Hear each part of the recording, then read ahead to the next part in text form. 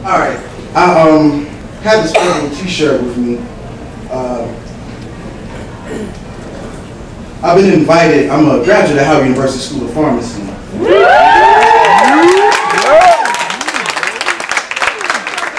And I'm a member of their professional fraternity, Kappa Psi Pharmaceutical Fraternity Incorporated. And so that's the Delta Kappa chapter there. So we struggle to advance the profession of pharmacy. And so this is their week at Howard University, so they asked me to come out. I used to perform here a lot, but then I started doing my residency, so I haven't had a chance to be back in a while. So it feels good to be back on stage. Also, I'm a brother of Alpha Phi Fraternity Incorporated. And Brother Herman Skip Mason, he's our general president. So he said October is our domestic violence awareness month. So all the way till October 31st, you know, if you have some type of purple garment or anything, purple is going to be the color that symbolizes that we recognize that. So I'm going to do a poem for you. It's entitled Battered Wife, Battered Life, and I embody the spirit of a woman that was beaten to death, talking from the grave to a woman that's kind of in a situation right now.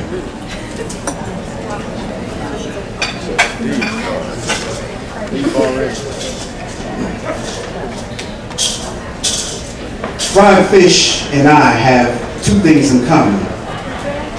We're both battered and dead meat. Frankie Beverly hit the nail on the head when he said, love can be bitter and love can be sweet. But when they say love hurts, that's not what I had in mind.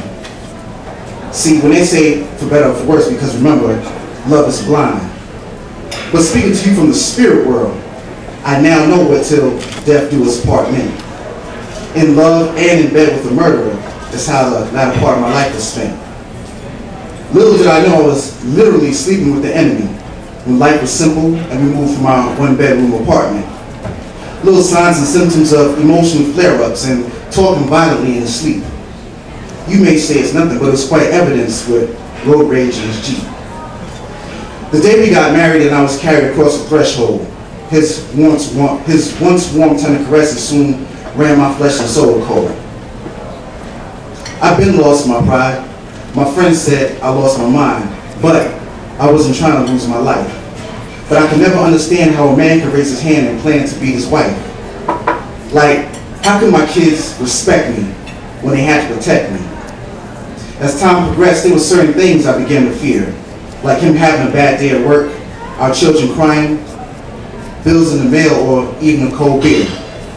It became a hard knock life, but far worse than Jay-Z's reprise. Not quite certain how I managed to marry Dr. Jekyll and Mr. Hyde. I mean, this was serious. I really lost the sanity of life and became partially delirious. This off and on love can drive you to a state of schizophrenia, as extra goose down pillows became my psychiatrist and diary. Because duck feathers listened to yelled yet muffled complaints of suicidal desires of me. At first, it started with inner conversations that became more vocal in his absence. Next, it was followed by nervous breakdowns and collapses. The first beating was the worst because I never expected it. But after the fifth one, it's like my mind started subconsciously accepting it. Could he have gotten it from his father? Well, it's a behavioral pattern, so it couldn't be genetic. But if he watched his father do it, then it could be inherently pathetic. If it is genetic, pray it's not something your son has. Because as my son used to protect me, phone calls from school saying he's acting disrespectfully and playing too rough with girls in his class. What type of message was I sending to my daughter? Did I okay her to be loyal, submissive, and passive until her naivety leads to her slaughter? I had anonymous church confessions, so the pastor would know to whom he was speaking, because my husband and him got along well, and he was also the church deacon. So the pastor would say, ask for mercy, repent, sister, and pray. And I told him, Pastor, your advice is nice, but I do that twice to thrice a day.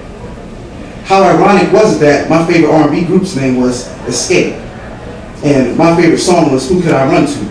But it's like, how could I have escaped or ran when he paid the bills and is entitled to see his daughter and son too? I felt like I had a panoramic vision of him, but everybody else could only see one angle. I really couldn't explain to his mother because he was still his mother's angel. She felt her son could do no harm. So around her, I applied Mary Kay makeup to disguise a bruised arm. Senior executives viewed him as a hard worker at his job. A lot of women considered him to be the perfect heartthrob, a faithful church deacon, high school basketball coach, paid an excellent salary, suave dresser, nice car, nice physique because he watched his calories. How was I to explain this to friends, family, and the police? The day they found out I wasn't lying was the day they found me lying deceased. I had frequent flyer miles between the house and the hospital. I was among many women with scars on their faces. The hospital staff and I were on a first-name basis. My insurance premiums reached sky high, and due to increased hospital visits, my coverage they began to deny. The doctors knew what was going on, but they only had medical but not legal say in the matter. So every visit became their soap opera break room, water cooler chatter. It's like at first I could explain the cuts and the sprain, broken limbs and a bruise, but it's like, how many times can you accidentally fall down the stairs or trip over towards your shoes? What will you do when your heart and arms are broken? What will you do when your body and your feelings are hurt? But I finally know what it means to rest in peace. Hopefully my story from the grave is enough for you to take a stand and decide enough is enough and to pack up and leave, and leave, and leave, and leave, and leave. So that's Battered Wife, Battered Life.